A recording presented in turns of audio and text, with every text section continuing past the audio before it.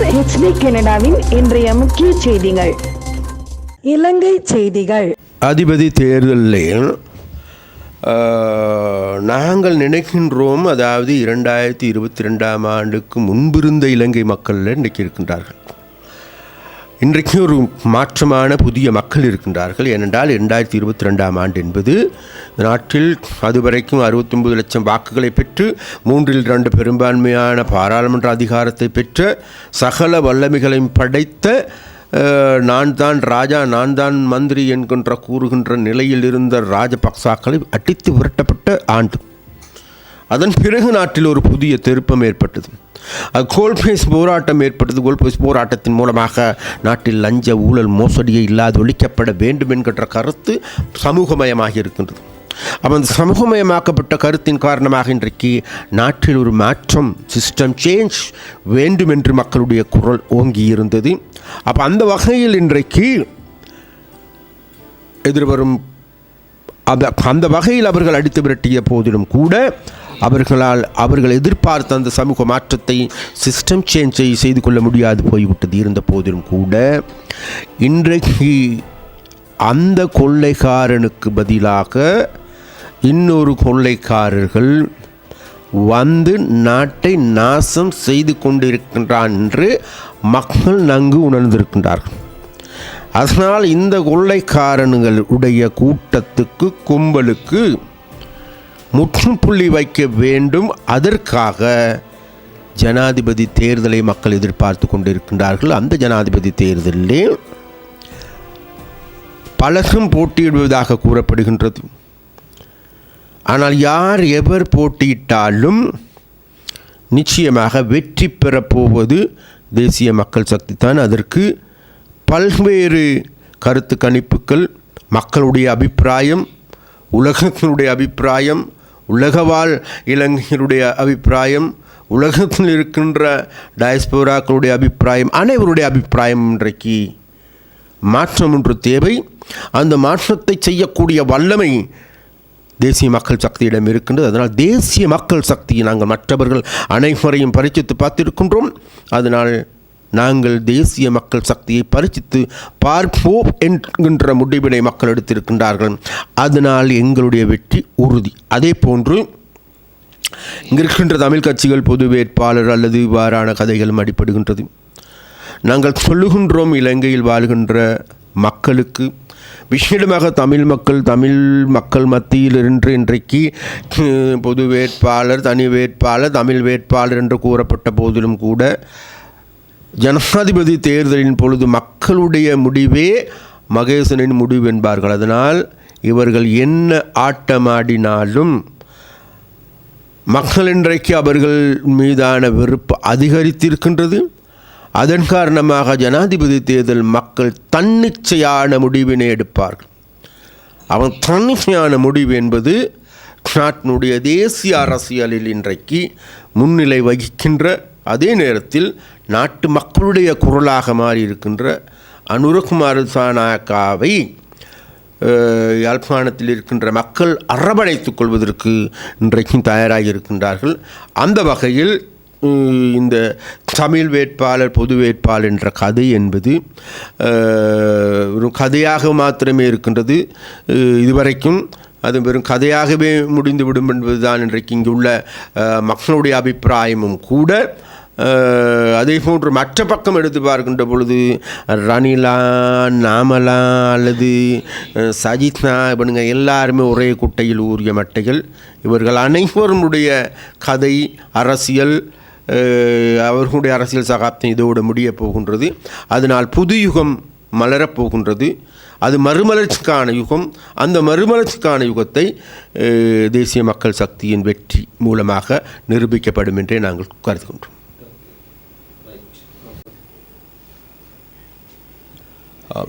வணக்கம். இன்று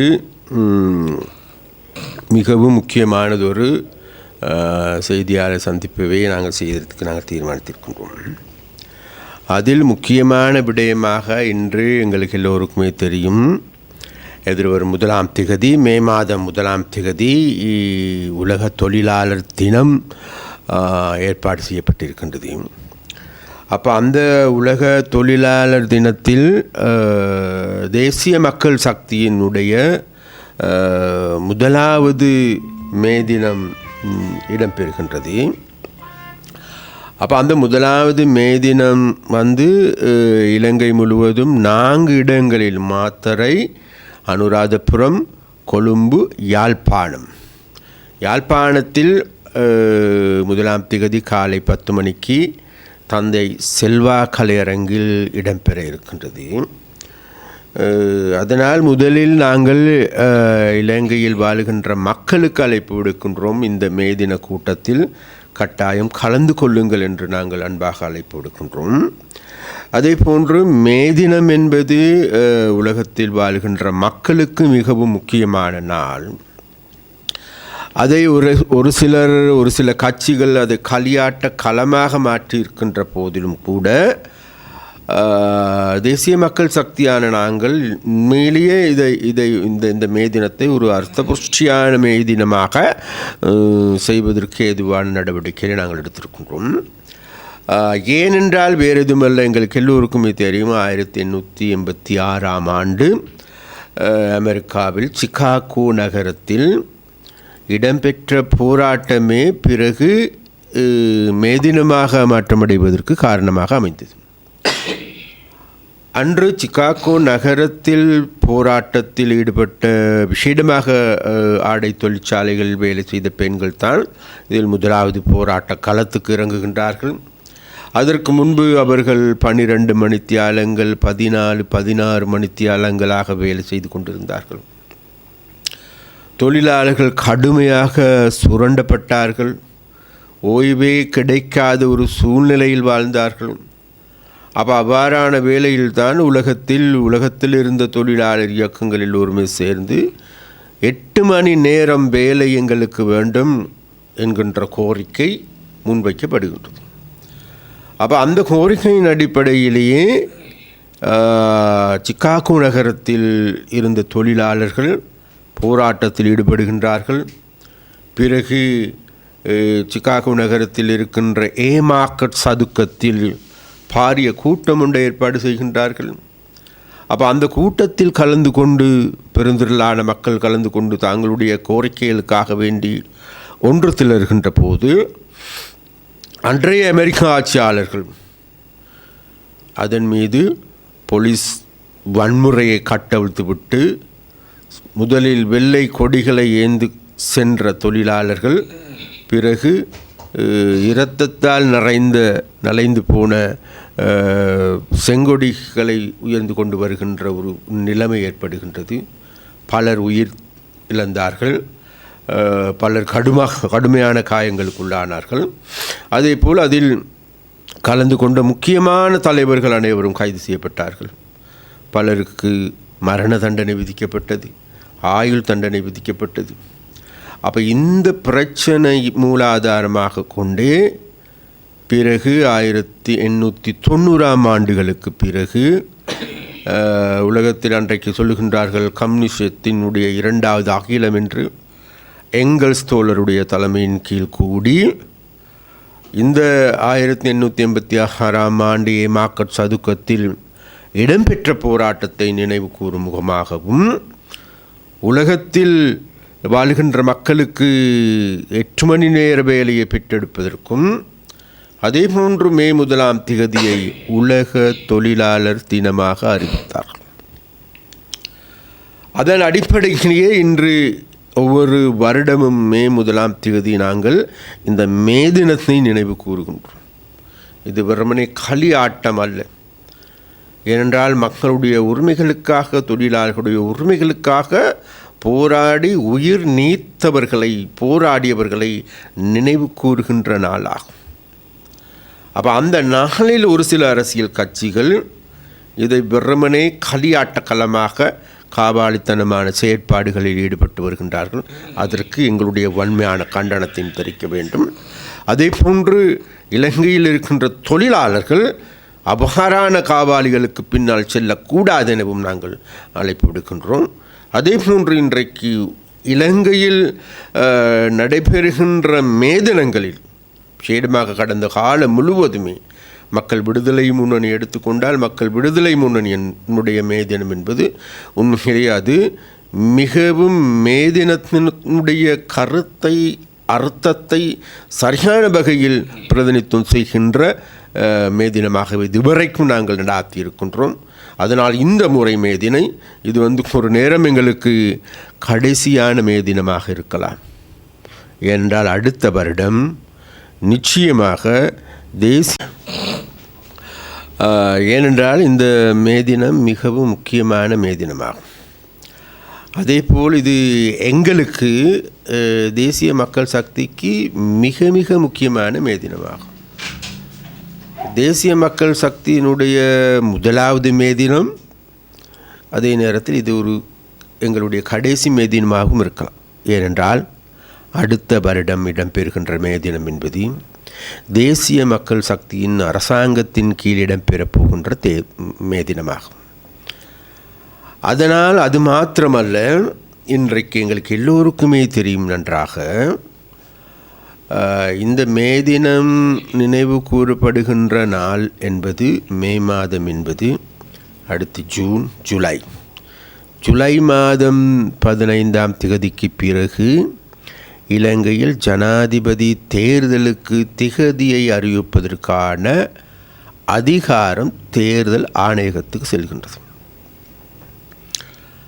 அது மாத்திரமல்ல, இந்த வருடம் அக்டோபர் மாதம் 17ஆம் திகதிக்கு முன்பு ஜனாதிபதி தேர்தல் நடாத்தப்பட்ட ஆக வேண்டும். அப்போ அந்த ஜனாதிபதி தேர்தலில் மிக தெளிவாக இன்றைக்கு இலங்கையில் வாழுகின்ற மக்கள், தமிழ், சிங்கள, முஸ்லீம், வேகமேலை உள்ளிட்ட அனைத்து மக்களும் இலங்கையில் அந்த 76 வருட சாபக்கேட்டிலிருந்து மீள வேண்டும், புதியதொரு பாதையில் செல்ல வேண்டும் என்கின்ற திடச்சங்கல்பம் பூண்டிருக்கின்றார்கள். அதனால் அவர்களுடைய தெரிவாக இன்றைக்கு தேசிய மக்கள் சக்தியே இருக்கின்றது, திசை காட்டியே இருக்கின்றது. அனுரகுமார் திசாநாயக்காவே இன்றைக்கு இலங்கை வாழ் மக்களுடைய அடுத்த ஜனாதிபதிக்கான தெரிவாக இருக்கின்றார்கள். அதற்கான மேற்கொள்ளப்படுகின்ற கருத்து கணிப்புகள் விட்ட அனைத்திலும் அனுரகுமார் திசாநாயக் அவர்கள் வெற்றி பெறுகின்றார். அதே போன்று இடம்பெறுகின்ற தேர்தலிலும் நிச்சயமாக வெற்றி பெறுவது, அவருடைய வெற்றியை யாராலும் தடுத்து நிறுத்த முடியாது. அப்போ அந்த வகையில் இந்த மே தினம் என்பது இலங்கையில் அடுத்த ஆட்சி அதிகாரத்தை தீர்மானிக்கின்ற போகின்ற ஒரு மே தினமாகும்.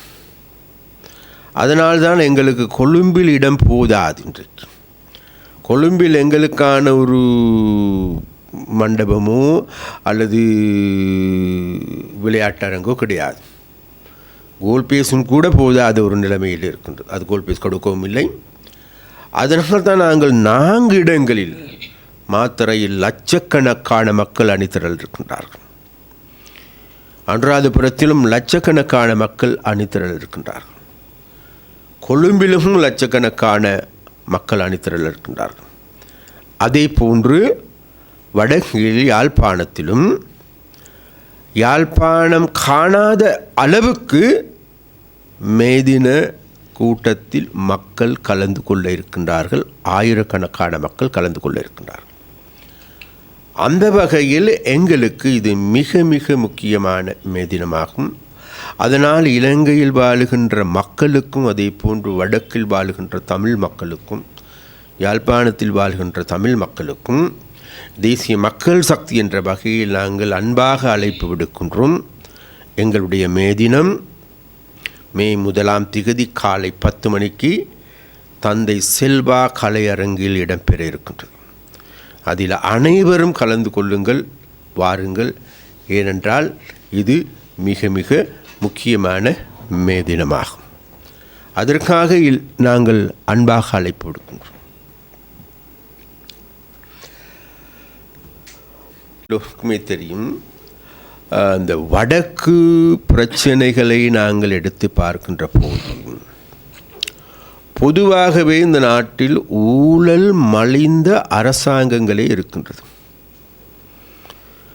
அந்த ஊழல் பேர்வெளிகளுடைய ஆட்சியே இன்றைக்கு கோலோச்சி வருகின்றது. அது மாத்திரமல்ல, கடந்த 2015ஆம் ஆண்டு பிணைமுறி மோசடியில் 1100 கோடி ரூபாய் மோசடி செய்த தலைவர்களே இன்னைக்கு நாட்டினுடைய ஆட்சியாளர்களாக இருக்கின்றார்கள். 2019ஆம் ஆண்டு 1560 கோடி ரூபாய் சீனியில் மோசடி செய்தவர்களே இன்றைக்கு ஆட்சியில் இருக்கின்றார்கள். அது மாத்திரமல்ல, மேலிடத்திலிருந்து கீழிடம் வரைக்கும் அனைத்தும் இன்றைக்கு ஊழல் மலிந்து போய் கிடக்கின்றது. அப்போ அந்த மலிந்து போய் கிடக்கின்ற ஊழல் அலிபபாக்களால் நியமிக்கப்படுகின்ற பிரதானிகளே அல்லது அதிகாரிகளே, உயர் அதிகாரிகளே இன்றைக்கு வடக்கில் தங்களுடைய நிர்வாகத்தை செய்து வருகின்றார்கள். யாழ்ப்பாணத்தில் தாங்கள் அதாவது இருக்கின்ற அனைத்து அரச துறையிலும் இருக்கின்ற பிரதான புள்ளிகளை நாங்கள் தேடி பார்க்கின்ற பொழுது, இங்கே இருக்கின்ற புத்திஜீவிகளை கேட்கின்ற கேள்வி, மக்களும் கேட்கின்ற கேள்வி, இவர்களுக்கு அந்த தகுதி இருக்கின்றதா, தகமை இருக்கின்றதா? தகமை உள்ளவர்கள் இருக்கின்ற பொழுது தகமையற்றவர்களை ஏன் நியமித்திருக்கின்றார்கள்? அந்த வகையில் நாங்கள் பார்க்கின்ற பொழுது இன்றைக்கு ஒன்றல்ல இரண்டல்ல 4-5 அமைச்சுக்களுக்கு மேலாக பதில் செயலாளர்களே இருக்கின்றார்கள். அப்படியானால் இதற்கு நிரந்தரமான ஒரு செயலாளர்களை நியமிப்பதற்கு ஏதுவான நடவடிக்கை எடுக்காதது ஏன்? அப்போ இந்த கேள்விக்கு நிச்சயமாக எங்களுடைய ஆளுநர் அவர்கள் பதில் சொல்லியாக வேண்டும். அது மாத்திரமல்ல, இன்றைக்கு கல்வி சீர்குலைந்து போயிருக்கின்றது என்று யாழ்ப்பாணத்தில் கல்வி கற்கின்ற, யாழ்ப்பாணத்தினுடைய கல்வியை பெருமையாக பேசியவர்களே இன்றைக்கு நொந்து வெந்து பேசுகின்ற பேச்சாக இன்றைக்கு மாறியிருக்கின்றது. எனக்கும் கூட பழைய ஞாபகங்கள் வருகின்றது. யாழ்ப்பாணத்தினுடைய கல்வியை பற்றி பேசுகின்ற பொழுது எங்களுக்கு படிப்பித்த ஆசிரியரும் கூட ஒரு நேரம் சொல்லுவார், டேய், யாழ்ப்பாணம் என்பது மாற்று கருத்துக்களின் ஊற்றுடா அப்படிம்பார். எங்களுக்கு இலக்கிய பாடங்கள், தமிழ் பாடம் படிப்பிக்கின்ற போது அப்போ அவ்வாறான திறமை வாய்ந்த கல்வியலாளர்கள் இருந்த இடம், உலகமே போற்றுகின்ற அறிஞர்களும் கூட இருந்த இடம், உலகமே போற்றுகின்ற நல்ல தமிழ் பேராசிரியர்கள் இருந்த இடம், எனக்கு பெயர்களையும் சொல்லி கூட பேச முடியும். அவ்வாறான ஆளுமையுள்ள கல்வியாளர்கள் இருந்த இடமான யாழ்ப்பாணம் இன்றைக்கு கல்வியில் ஒரு காலத்தில் முதலிடம் வகித்த யாழ்ப்பாணம், எல்லா அரச துறைகளிலும் உயர் அதிகாரிகள் இருந்த யாழ்ப்பாணம், யாழ்ப்பாணத்தில் மாத்திரமல்ல வெளி மாவட்டங்கள் அனைத்திலும் உயர் அதிகாரிகள் யார் என்று தேடி பார்க்கின்ற பொழுது வேறு யாருமல்ல, யாழ்ப்பாணத்தை பிரதிநிதித்துவம் செய்கின்றவர்களே உயர் அதிகாரிகளாக இருந்தார்கள், திறமையான அதிகாரிகளாக இருந்தார்கள். அந்த திறமைக்கு இடம் இன்றைக்கு இருக்கின்றதா என்ற கேள்வி எங்களுக்கு எழுகின்றது. அந்த வகையில் விசேடமாக இன்றைக்கு கல்வித்துறை மிகவும் சீர்குலைந்து போயிருப்பதை காணக்கூடியதாக இருக்கிறது. மிக வெட்கக்கேடான விடயம் என்னவென்றால், அண்மையில் யாழ்ப்பாணத்தில் இருக்கின்ற பிரபல்யமான பாடசாலையில் ஒரு அதிபர் ஊழல் மோசடியின் காரணமாக நீக்கப்படுகின்றார், தண்டிக்கப்படுகின்றார். ஆனால் இன்றைக்கு அந்த கல்வித்துறையில் இருக்கின்ற ஒரு சில உயர் அதிகாரிகள் அவர்களுக்கு மீண்டும் பதவி வழங்குவதற்கு, பதவி உயர்வை வழங்குவதற்கு ஏதுவான நடவடிக்கைகளை எடுத்து வருகின்றார்கள். இது மிக மிக அருவருப்பான ஒரு விடயமாக காணக்கூடியதாக இருக்கிறது. அதே போன்று வன்னியை பிரதிநிதித்துவம் செய்கின்ற ஒரு சில பாடசாலைகளில் ஊழல் மோசடியில் ஈடுபட்டார் என்கின்ற ஆதாரத்தை ஊர் மக்களும் முன்வைக்கின்றார்கள், பழைய மாணவர் சங்கங்களும் முன்வைக்கின்றது, பெற்றோர்களும் முன்வைக்கின்றார்கள். அந்த பிரதேசத்தில் வாழ்கின்ற முழு மக்களுக்கே தெரியும் ஒட்டுச்சுட்டானில் இவ்வாறான பிரச்சனை ஒன்று எங்களுடைய பாடசாலையில் இருக்கின்றது என்ற குற்றச்சாட்டை முன்வைக்கின்ற போது அதற்கு உரிய நடவடிக்கை எடுத்தார்களா? அப்படியானால் எங்களுடைய ஆளுநர் என்ன செய்கின்றார், அல்லது கல்வியலாளர்கள் அல்லது கல்வித்துறை சார்ந்த அதிகாரிகள் என்ன செய்கின்றார்கள்? இந்த ஊழல் பேர்வெளிகளுக்கு, தகுதியற்றவர்களுக்கு இடம் அளித்துவிட்டு எங்களுடைய கல்வியை பூண்டோடு அளிக்கின்ற நடவடிக்கைகளில் நீங்கள் எல்லோரும் ஈடுபட்டு கொண்டிருக்கின்றீர்களா என்ற கேள்வி எழுகின்றது. அதே போன்று அது மாத்திரமல்ல, இன்றைக்கு இடமாற்று சபை எடுத்துக்கொண்டாலும் சரி, அல்லது இடமாற்று சபையில் ஏற்படுகின்ற அதிகார துஷ்பிரயோகங்களை எடுத்துக்கொண்டாலும் சரி, விசேடமாக இன்றைக்கு இடமாற்றம் வழங்குகின்ற போது அதற்கு இங்கு இருக்கின்ற உயர் அதிகாரிகளுடைய விருப்பத்தின் கீழ் இயங்குகின்றதா? இடமாற்ற சபை என்பது அதற்கு நிச்சயமாக தொழிற்சங்கங்களுடைய இணக்கப்பாடு வேண்டும். தொழிற்சங்கங்களே இதை தீர்மானிக்கவும் வேண்டும். ஆனால் இங்கு நாடு முழுவதும் அவ்வாறான தீர்மானங்கள் எடுக்கின்ற போது யாழ்ப்பாணத்தில் மாத்திரம் அதிகாரிகள் வைத்ததே சட்டமாக இருக்கின்றது. அந்த அதிகாரிகளுக்கு எதிரான நடவடிக்கை எடுக்காமல் இருப்பது ஏன் என்ற விடயத்தை நாங்கள் தேடி பார்க்கின்ற பொழுது இது ஒரு பெரிய வலைப்பின்னலாகவே இருக்கின்றது. ஒரு பாடசாலையின் அதிபரை எடுத்துக்கொண்டாலும் சரி, பணிப்பாளர்கள் எடுத்துக்கொண்டாலும் சரி, ஏற்கனவே அதிகாரிகள் எடுத்துக்கொண்டாலும் சரி, அதே போன்று இந்த மாகாணத்துக்கு இருக்கின்ற முக்கியமான பெரும் புள்ளிகளாக இருக்கின்ற அதிகாரிகள் எடுத்துக்கொண்டாலும் கூட இவர்கள் எல்லாருமே ஒரே வலைப்பின்னலின் கீழ் இருந்து கொண்டு இந்த ஊழலில் ஈடுபடுகின்றார்களா, இந்த மோசடியில் ஈடுபடுகின்றார்களா, இந்த அதிகார துஷ்பிரயோகத்தை செய்கின்றார்களா என்ற கேள்வி இன்றைக்கு நான் மாத்திரமல்ல இங்கு இருக்கின்ற பெருவாரியான மக்கள் மத்தியில் எழுகின்ற கேள்வியாகும். அது மாத்திரமல்ல, ஒரு சில பாடசாலைகளில் நாங்கள் தேடி பார்க்கின்ற பொழுது மக்கள் இன்றைக்கு பொருளாதார நெருக்கடியில் பாரிய கஷ்டங்களை அனுபவித்துக் கொண்டிருக்கின்ற போது தாங்களுடைய பிள்ளைகளுடைய டியூஷன் ஃபீஸ் கட்ட முடியாமல் அல்லது பாடசாலைக்கான உபகரணங்களை வாங்க முடியாது இருக்கின்ற போது ஒரு சில அதிபர்கள் வாட்ஸ்அப் குரூப் அமைத்து கொண்டு அதன் மூலமாக பணம் திரட்டுவதாக, நிதி திரட்டுவதாக கேள்விப்படுகின்ற பல்வேறு சம்பவங்கள் இருக்கின்றது. இது நிதி திரட்டப்படுகின்றதா, நிதி திருடப்படுகின்றதா என்ற கேள்வி அதே பெற்றோர்களிடமிருந்து எழுகின்ற கேள்வியாக இருக்கின்றது. அப்போ இதற்கான நடவடிக்கை எடுக்க வேண்டியது யார், இவைகளை விசாரிக்க வேண்டியது யார் என்றால் வேறு யாருமல்ல, ஆளுநராகும். அதனால் ஆளுநரை நாங்கள் தேடி பார்க்கின்ற போது இவைகளை கண்டும் காணாமல் இருக்கின்றாரா, அல்லது இந்த அதிகாரிகள் என்னத்தை செய்தாலும் பரவாயில்லை என்ற தோரணையில் இருக்கின்றாரா, யாழ்ப்பாணத்து கல்வி நாசமாக போனாலும் பரவாயில்லை என்று எண்ணுகின்றாரா என்று எங்களுக்கு ஒரு சந்தேகம் எழுகின்றது. இன்னும் ஒரு உதாரணத்தை எடுத்துக்கொண்டு பார்க்கின்ற பொழுது அண்மை காலங்களில் கூடுதலாக பேசுபடு பொருளாக மாறி இருக்கின்ற ஒரு விடயம்தான் யாழ்ப்பாணத்தின் இருக்கின்ற யாழ்ப்பாண மத்திய கல்லூரியினுடைய அதிபருடைய நியமனம். அப்போ அதிபருடைய நியமனத்திற்கு அதற்கான பரீட்சைகள் நடாத்தப்படுகின்றது. அதற்கான தகுதி, திறமை அனைத்தையும் உள்ளடக்கியவர்கள் தெரிவு செய்யப்படுகின்றார்கள்.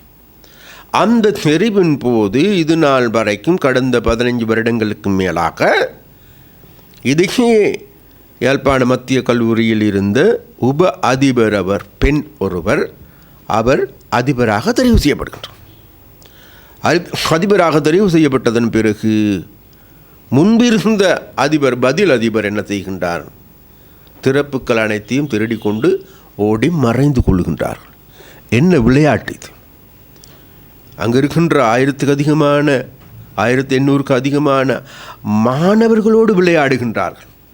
அவர்களுடைய கல்வி, அவர்களுடைய தலைவிதியை, அந்த தலைவிதியை தீர்மானிக்க வேண்டிய, அவர்களுக்கெல்லாம் முன்னுதாரண புருஷர்களாக இருக்க வேண்டிய அதிபர்கள் இவ்வாறான ஓடி ஒளிந்து விளையாடுகின்ற விளையாட்டை விளையாண்டு வருகின்றார். அப்போ இவ்வாறான விளையாட்டு இடம்பெற்று கொண்டிருக்கின்ற போது இதில் அரசியல் தலையீடுகளும் இடம்பெறுகின்றன. அரசியல்வாதிகளும் இதில் தலையிடுகின்றார். உண்மையிலேயே கல்வியில் அரசியல்வாதிகள் தலையிடப்படுவது நிறுத்தப்பட வேண்டும் என்பதுதான் உண்மை.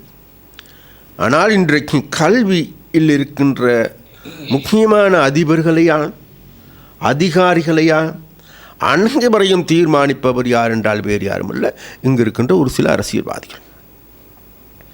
அந்த அரசியல்வாதிகள் என்றால் யார் என்று தேடி பார்க்கின்ற வேறு யாரும் அல்ல, இதே ஊழல் மலிந்த அரசாங்கத்தினுடைய பிரதிநிதிகள், கொள்ளைக்கார கும்பலின் நபர்கள்.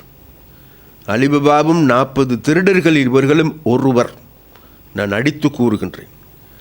ஏனென்றால் அவ்வாறான நபர்கள் இன்றைக்கு மக்களுக்கு நியாயம் கிடைக்க வேண்டிய வேலைகள், விசேடமாக மத்திய கல்லூரியினுடைய உப அதிபர் இன்றைக்கு அதிபராக தெரிவு செய்யப்பட்டிருக்கின்ற பொழுது நியாயமான முறையில், சரியான முறையில், சட்ட ரீதியாக நியமனம் வழங்கப்பட்டிருக்கின்றது.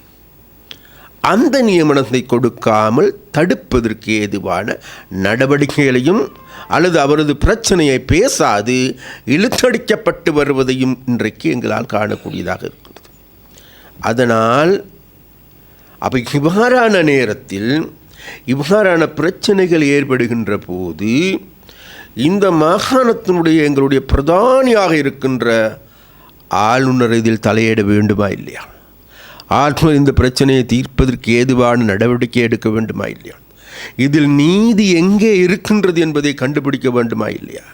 இதில் தர்மம் நிலைநாட்டப்பட்டிருக்கின்றதா, அதர்மம் நிலைநாட்டப்பட்டிருக்கின்றதா என்பதை தேடி பார்த்து அதற்கான தர்மத்தை பெற்றுக் கொடுக்க வேண்டிய, நீதியை பெற்றுக் கொடுக்க வேண்டிய, இன்றைக்கு நீதி தேவதையாகவே இன்றைக்கு இலங்கையில் யாழ்ப்பாணத்தில் இந்த ஆளுநர் அவர்கள் இருந்தாக வேண்டும். ஆனால் நீதியை நிலைநாட்டுகின்றாரா அல்லது நீதியை கொலை செய்கின்றாரா என்ற கேள்வி மக்கள் மத்தியில் எழுகின்றது. அப்போ அந்த வகையில் நாங்கள் தேடி பார்க்கின்ற பொழுது உண்மையிலேயே இன்றைக்கு இந்த யாழ்ப்பாணத்தினுடைய கல்வித்துறை எடுத்துக்கொண்டாலும் சரி, ஏனைய அரசு துறைகள் எடுத்துக்கொண்டாலும் சரி, அனைத்துமே இன்றைக்கு இந்த அரசியல்வாதிகளுடைய பிட்டியில் சிக்கி தவிக்கின்ற ஒரு நிலைமையில் இருக்கின்றது. அதனால் நாங்கள் இந்த அதிகாரிகளுக்கு ஒன்று சொல்லுகின்றோம், ஆளுநர் அவர்களுக்கும் ஒன்றை சொல்லுகின்றோம். ஆட்டத்தின்னு மாட்டத்தின்னு கடைசி நேரத்தில் இன்னும் 6 மாதத்துக்கு தான் உங்களால் தின்ன முடியும் இதுக்கு எல்லாத்துக்கும். அதற்கு பிறகு நிச்சயமாக இந்த நாட்டில் ஒரு மாற்றம் வரப்போகின்றது. அந்த மாற்றம் என்பது இது நாள் வரைக்கும் நீங்கள் விளையாட்டுகள் விளையாட முடியாது. அதுக்கு நேரத்தில் இன்றைக்கு அதிகார துஷ்பிரயோகத்தில் ஈடுபட்டு இருப்பீர்கள் என்றால் அல்லது சூழல் மோசடியில் ஈடுபட்டு இருப்பீர்கள் என்றால் நிச்சயமாக அதற்கு நாளை உருவாக போகின்ற அரசாங்கத்தில் இங்கிருக்கின்ற மக்களை உங்களிடம் கேள்வி கேட்பார்கள். நீங்கள் மக்களுக்கு பதில் சொல்ல ஆகிய வேண்டும். அப்படி பதில் சொல்லாவிட்டால் நிச்சயமாக அதற்கு உரிய நடவடிக்கை அது சட்ட ரீதியாகவா எடுக்கப்படும். அதனால் அதையும் மனதில் வைத்துக்கொண்டு எங்களுடைய கல்வியை சீர்குலைக்காது, கல்வித்துறையை சீர்குலைக்காது, அவைகளை பாதுகாப்பதற்கு, அதனுடைய பெருமையை மெருகூட்டுவதற்கு ஏதுவான நடவடிக்கைகளை எடுங்கள் என்று நாங்கள் இங்கே இருக்கின்ற அனைத்து அதிகாரிகளிடமும் ஆளுநர் அவர்களிடமும் மிக மிக வினயமாக கேட்டுக்கொள்கின்றோம். அதே போன்று இன்னும் ஒரு விடயத்தை இந்த இடத்தில் சுட்டிக்காட்டிவிட்டு செல்வோம். ஆளுநருடைய ஒரு சில அறிக்கைகளை நாங்கள் ஊடகங்கள் வழியாக பார்க்கின்ற போது பல்வேறு மோசடிகள் இடம்பெற்றிருக்கின்றது. அப்போ அந்த மோசடிகளுக்கு அல்லது அதிகார துஷ்பிரயோகத்திற்கு நடவடிக்கை எடுக்க வேண்டியவர் வேறு யாருமல்ல ஆளுநர். ஆனால் அந்த ஆளுநர் இன்றைக்கு அவைகள் ஏனே தானோ முடிமறைப்பதற்காக செயல்படுகின்றார் என்கின்ற கேள்வி எழுகின்றது. அதில் விசேடமாக அந்த இடமாற்று சபையில் எடுத்துக்கொண்டாலும் சரி, கல்வித்துறையில் இருக்கின்ற இணைய துறைகள் எடுத்துக்கொண்டாலும் சரி, அப்போ இந்த துறைகளில் ஈடுபடுகின்ற நபர்கள் இன்றைக்கு அவர்களுக்கு தேவையின் அடிப்படையில் செயல்படுகின்றார்கள் என்கின்ற குற்றச்சாட்டை அவரும் கூட முன்வைக்கின்றார்.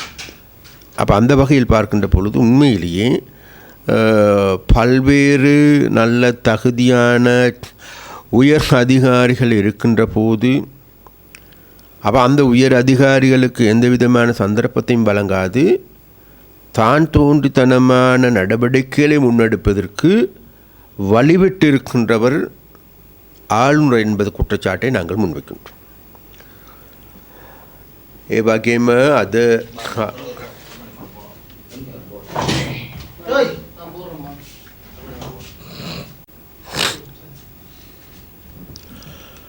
මේ දිනදී சொல்லிட்டு சொல்கிறேன். අද අපි මෙම මාධ්‍ය සාකච්ඡාව සූදානම් කරේ විශේෂයෙන්ම මේ පළවෙනිදා ජාතික ජනබලවේගය හැටියට අපි මේ රැලි 4ක් කරනවා. එකක් අනුරාධපුරේ, මාතර, කොළඹ, යාපනය.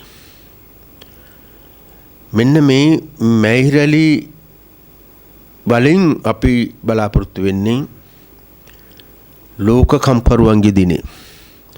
ලෝක කම්කරුවන්ගේ දිනේදී ලෝක කම්කරුවන්ගේ අයිතිවාසිකම් තාවුරු කර ගැනීම සඳහාත් එවැගේම ලංකාවේ කම්කරුවන්ගේ පීඩිතයන්ගේ ආණ්ඩුවක් හදාගැනීම සඳහා වසරක් බවට පත් වෙලා තිබෙනවා.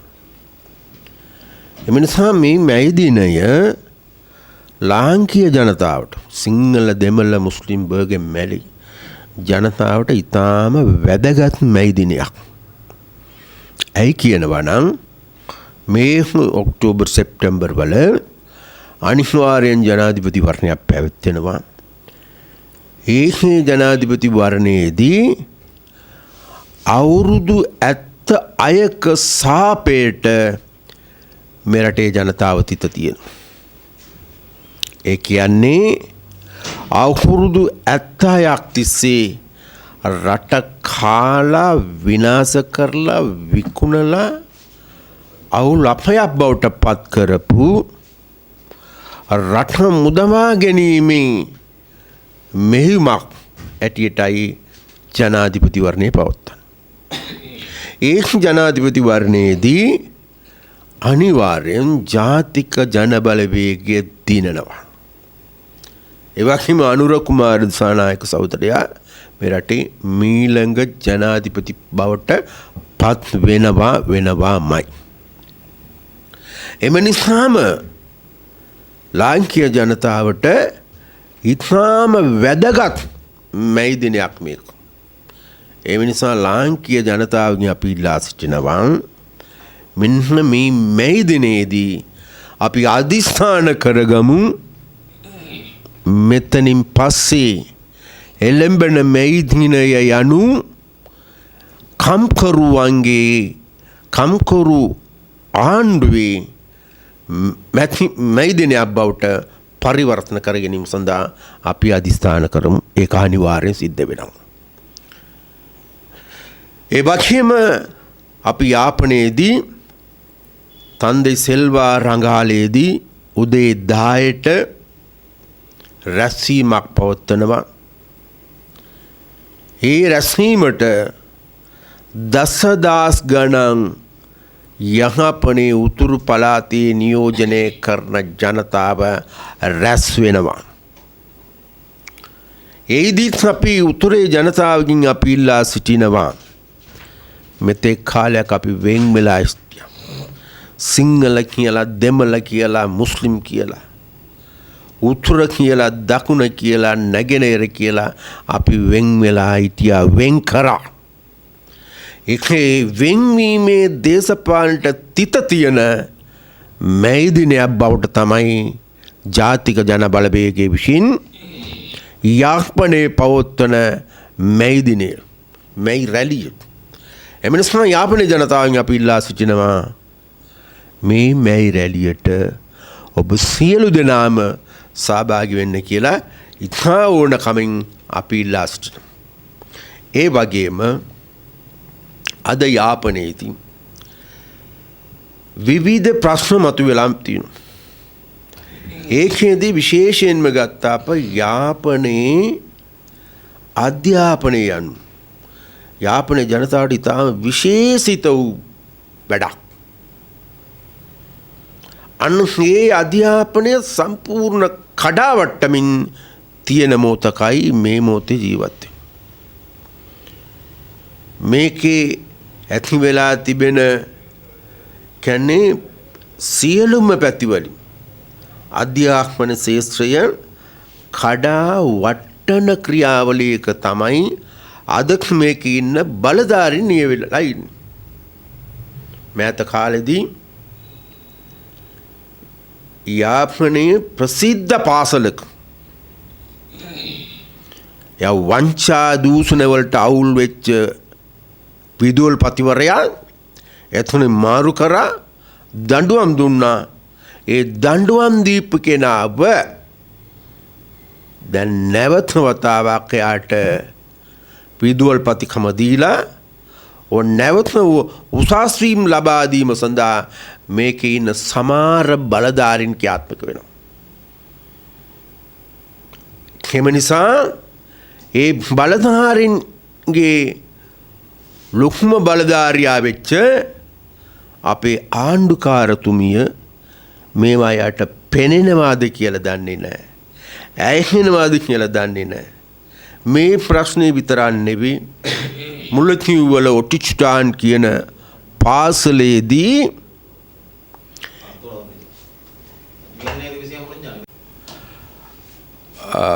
අද වෙන විට යාපන දිස්ත්‍රික්කයෙන් උතුරු පළාත අධ්‍යාපනය වෙනදාට වඩා කඩා වැටලා තිබෙනවා.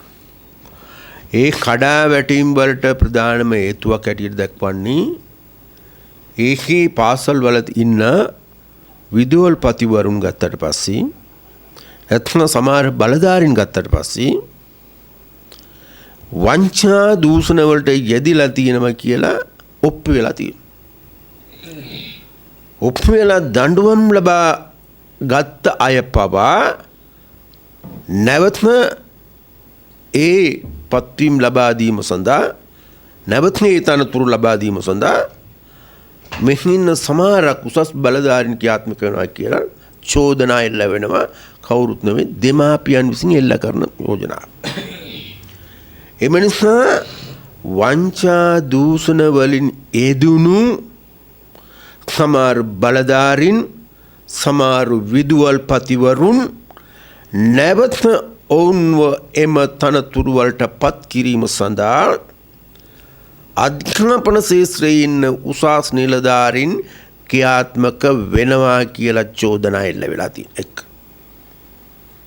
ඒ වගේම යාපන දිස්ත්‍රික්කයේ ගත්තට උතුරු පළාතේ ගත්තට පස්සේ අධ්‍යාපනය සෞඛ්‍ය ශාස්ත්‍රය කාන්තා ශාස්ත්‍රය ඇතුළු තවත් අමාත්‍යාංශ නැත්නම් මේ අතරකට ස්ථීර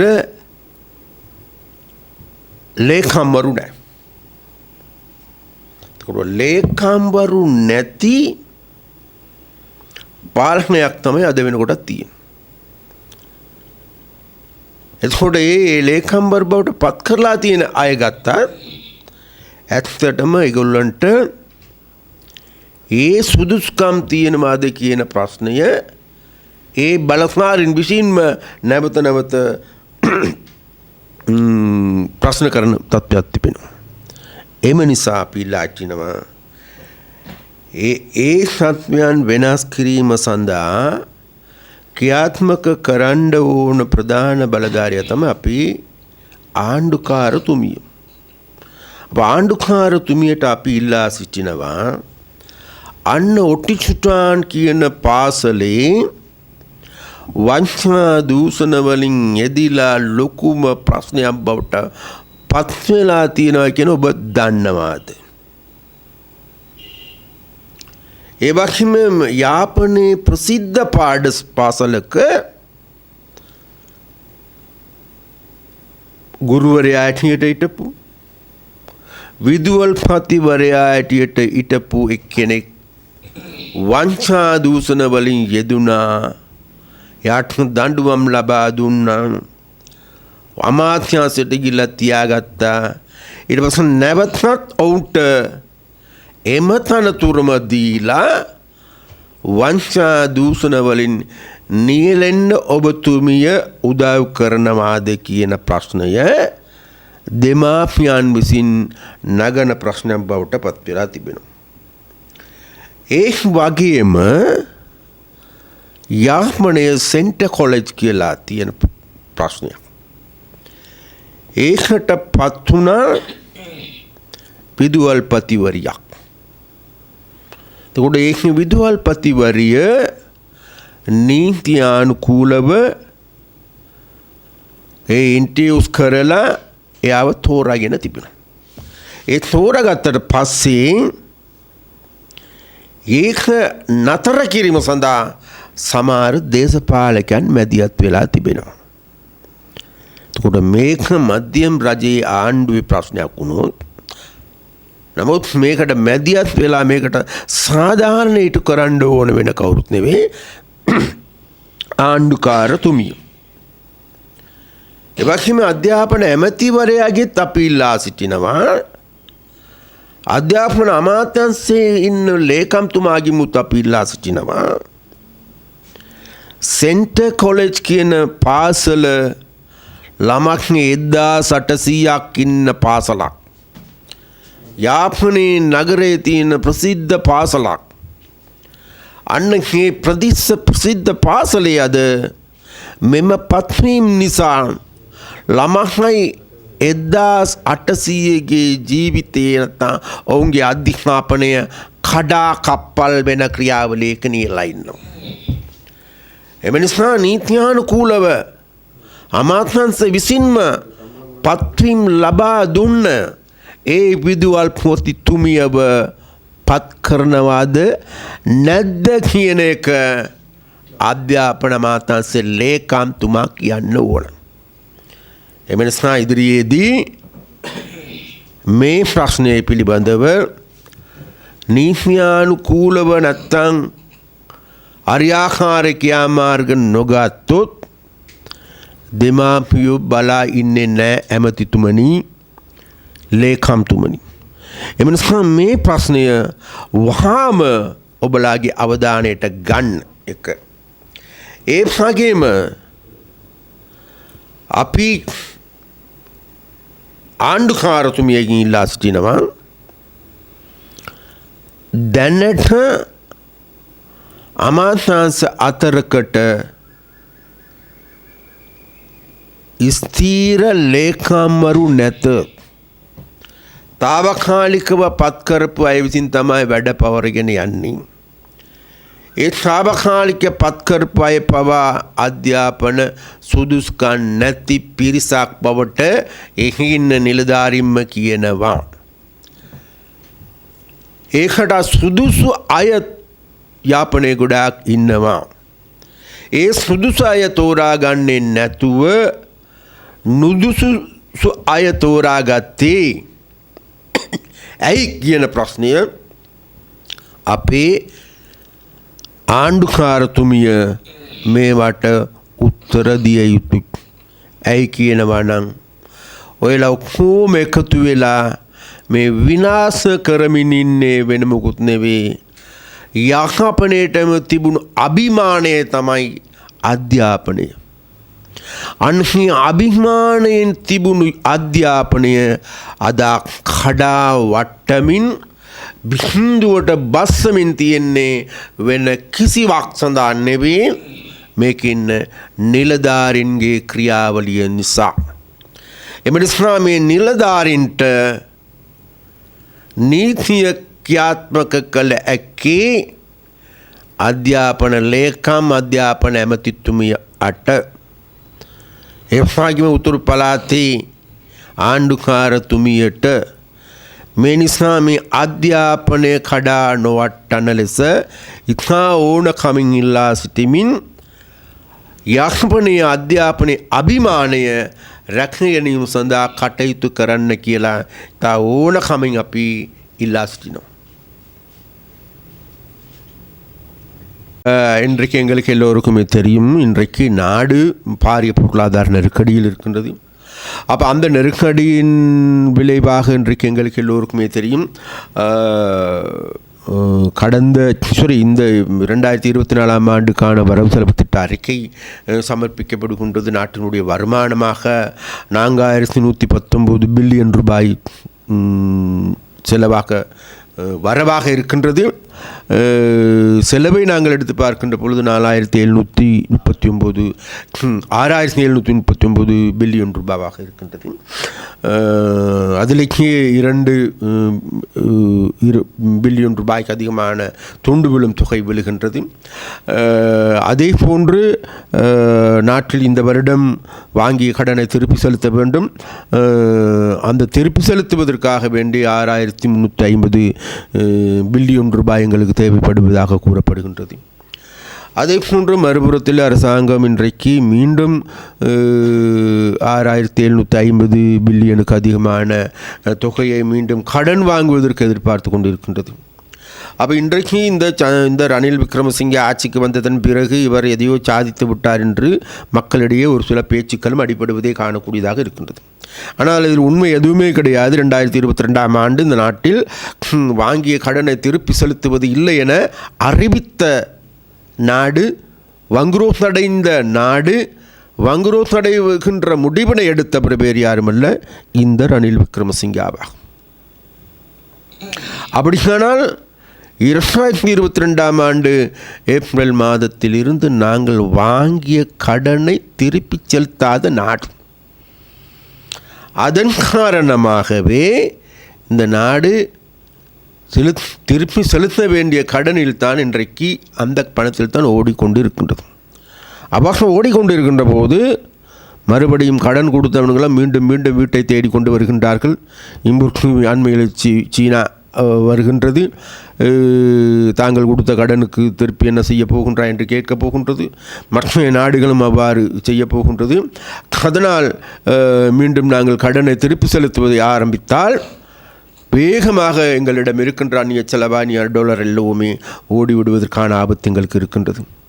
அவ்வாறான ஒரு நிலைமை ஏற்படுமாக இருந்தால் நிச்சயமாக நாடு 2022 ஆண்டு இருந்ததை விட மோசமான நிலையை நோக்கி செல்வதற்கு ஏதுவான சூழலை இன்றைக்கு காணக்கூடியதாக இருக்கின்றது. ஏனென்றால் எந்த விதமான உற்பத்தியோ எந்த விதமான வருமானத்தை ஈட்டிக் கொள்வதற்கோ எந்த விதமான அந்நிய செலவாணி ஈட்டிக் கொள்வதற்கு ஏதுவான நடவடிக்கைகள் எடுப்பதாக எங்களுக்கு தெரியவில்லை. அதன் காரணமாக நாட்டின் ஜனாதிபதி தேர்தல் இடம்பெறப் போவதன் காரணமாகவும் அந்த ஜனாதிபதி தேர்தலிலே மைந்த ரணில் 2 கும்பலும் தோல்வி அடைவது உறுதி என்பதன் காரணமாக நாட்டை மீண்டும் நாசம் செய்துவிட்டு படுபாதாளத்தில் செய்துவிட்டு தள்ளிவிட்டு செல்வதற்கு தயாராகி வருவதையே இன்றைக்கு காணக்கூடியதாக இருக்கின்றது. அதன் அடிப்படையிலேயே இன்றைக்கு காப்புறுதி கூட்டுத்தாபனத்தை தனியார் மயமாக்கப் போகின்றார். இலங்கை வங்கி, மக்கள் வங்கி, ஏலங்கா, லங்கா ஹாஸ்பிட்டல், இலங்கை அரசாங்கத்துக்கு சொந்தமான ஹோட்டல்ஸ், அதே போன்று எண்ணெய் கூட்டுத்தாபனம், பெட்ரோலிய கூட்டுத்தாபனத்தின் கூட பல துண்டுகளாக உடைத்து நாசம் செய்து விற்பதற்கும், அதே போன்று மின்சார சபையை இதோ அண்மையில் பார்லமென்றத்திற்கும் கூட சட்டமூலம் கொண்டு வரப்போகின்றார்கள். அதுக்கு மறுசீரமைப்பின்ற போர்வையில் வெளிநாட்டினருக்கு தாரை வார்ப்பதற்கு ஏதுவான நடவடிக்கைகளை எடுக்கின்றார்கள். அப்போ அந்த வகையில் பார்க்கின்ற பொழுது இவர்கள் விற்று தீர்த்து அதன் மூலமாக விற்று பிழைக்கின்ற ஒரு நாடாக மாற்றி இருக்கின்றார்கள். அந்த வகையில் ரணில் ராஜபக்சனுடைய அரசாங்கம் என்பது நாட்டில் மிச்சம் இருக்கின்ற அனைத்து வளங்களையும் மக்களுடைய எதிர்ப்பின் மத்தியிலாவது விற்று தீர்த்துவிட்டு எதிர்காலத்தில் வருகின்றவர்கள் நாசமாக போனாலும் பரவாயில்லை, மக்கள் நாதியற்று போனாலும் பரவாயில்லை என்ற மனநிலையில் இருந்து செயல்படுகின்றவர்களாகவே இவர்கள் தெரிய வருகின்றது. அதனால் ஆரம்பத்திலிருந்தே நாங்கள் சொல்லுகின்றோம், இந்த ரணில் விக்ரமசிங்கே என்பது நெஞ்சத்தில் ஈரமில்லாத நபர் என்று. மக்களுடைய உணர்வுகள், உணர்ச்சிகள், பிள்ளைகளுடைய எதிர்காலத்தை பற்றி சிந்திக்காத ஒரு ஜடம் என்று நாங்கள் கூறுகின்றோம். அப்போ அந்த ஜடங்களுக்கு விளங்காது மனித உணர்வுகள். அப்போ அதன் காரணமாகவே இன்றைக்கு நாளைக்கு எங்களுக்கு சொந்தமாக இருக்க வேண்டிய எங்களுடைய கடல் பரப்பு நாசமாக்கப்படுகின்ற பொழுது பார்த்து கொண்டிருக்கின்றார்கள்.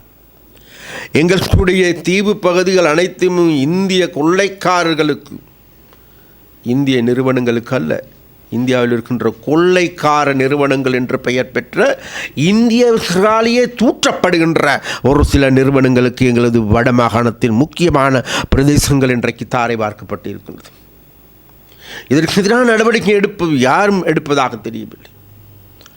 ஜப்பான் கம்பெனிக்கு இன்றைக்கு எங்களுடைய பூநகரி பிரதேசத்தை நாசமாக்குவதற்கு இடமளிக்கப்படுகின்றது. ஆஸ்திரேலியன் கம்பெனிக்கு இன்றைக்கு மன்னார் பிரதேசத்தை நாசமாக்குவதற்கு, அதில் இருக்கின்ற வளங்களை கொள்ளையடிப்பதற்கு ஏதுவான நடவடிக்கை எடுப்பதற்கு இடமளிக்கப்பட்டிருக்கின்றது. மன்னார் பிரதேசத்தில் மன்னார் கடல் பரப்பில் எண்ணெய் இருப்பதாக கண்டுபிடிக்கப்பட்டிருக்கின்றது. அந்த எண்ணெய் வளத்தையும் கூட இந்திய அரசாங்கத்திற்கு அல்ல, இந்திய கொள்ளைக்காரர்களின் கொள்ளையிடலுக்கு உள்ளாகுகின்றதா என்ற கேள்வி எழுகின்றது. அந்த வகையில் பார்க்கின்ற பொழுது எங்கள் நாட்டில் இருக்கின்ற எல்லா வளங்களையும் விட்டு தீர்த்துக்கின்ற ஒரு நபராகவே இன்றைக்கு இந்த ரணில் விக்ரமசிங்கே திகழ்கின்றார். அதனால் இலங்கையில் வாழ்கின்ற மக்களுக்கு நாங்கள் அழைப்பு விடுக்கின்றோம். இவ்வாறு இது எங்களுடைய சொத்தல்ல, எங்களுடைய பிள்ளைகளுக்கு சொந்தமான சொத்து. அந்த சொத்துக்களை பாதுகாத்து கொள்ள வேண்டிய பொறுப்பு கடப்பாடு உங்களுக்கு உரியது. அதனால் அதை பாதுகாப்பதற்காக அனைவரும் முன்வரும்படி மிக மிக வினயமாக கேட்டுக்கொள்கின்றோம்.